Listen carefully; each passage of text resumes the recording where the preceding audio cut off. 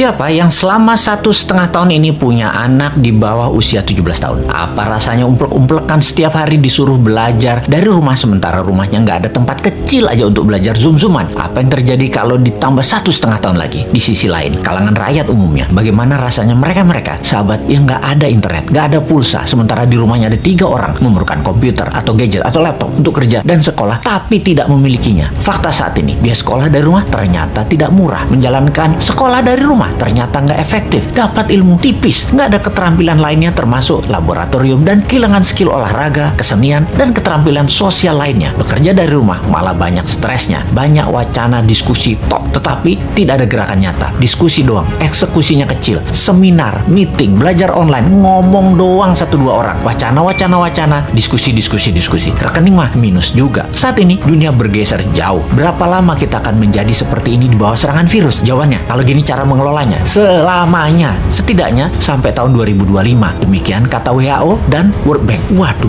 paling cepet 2023 awal deh. Tetap aja lama. Maunya tahun 2021 ini paling lama selesai deh. Vaksin dah tuh 100% orang Indonesia. Pertanyaan lagi, apakah selesai COVID? Ya nggak tahu juga. Menurut Ngana, selesaikah COVID ketika 100% manusia Indonesia sudah divaksin? Jawabannya nggak tahu. Misalnya, manusia setelah divaksin, efeknya tingkat kematian dan fatality-nya menurun, tetapi tetap bisa kena. Dimana kalau kena ya isolasi mandiri, katakan 10 hari. Setiap hari ada 30.000 orang bergantian bergiliran. Tiap hari ada 30.000. Karena 10 hari di isoman, maka yang dikurung hari itu adalah 300.000 orang per hari yang terkurung gantian sampai 100 juta orang. Gitu ya, 2 tahun itu bisa tercapai? Bisa lebih. Serem amat ya kalau ini terjadi. Untuk mencapai 60% populasi yang benar, ya bisa 2 tahun lagi, mungkin bisa 4 tahun lagi. Kalau hal ini terjadi, maka bukan hanya ekonomi yang ambiar, tetapi keterampilan sosial anak kita, keterampilan lainnya hilang. Bisa terjadi generation gap yang parah, di mana di tahun 2045, 24 tahun lagi, mereka usianya yang sekarang 10-20 tahun itu adalah mereka menjadi tulang punggung angkatan kerja dan usaha. Mereka, bayangkan, tidak punya keterampilan yang mumpuni. Maka angkatan yang usianya 50-70 tahun di kemudian tadi masih tetap bekerja dan ini tidak efektif. Maka gawat kalau bernegara tidak ada yang memikirkan hal ini, tetapi lebih memikirkan tenaga kerja asing bagaimana bisa masuk terus dengan dilindungi pejabat paling berkuasa. Alhamdulillah berhasil masuk terus. Itu lebih penting baginya sekarang. Saat ini generasi mendatang ngapain gue pikirin katanya. Yang penting saat ini lagi berkuasa, gak ada yang boleh halangin. Pokoknya gigi 5, gaspol, gue harus kaya. Lalu siapa yang urus generasi muda yang sudah 1,5 tahun ini dikurung di rumah? Ditambah masih ada kemungkinan dikurung lagi 1,5 tahun lagi. Kita urai masalahnya. Kalau anak usia saat ini 7-11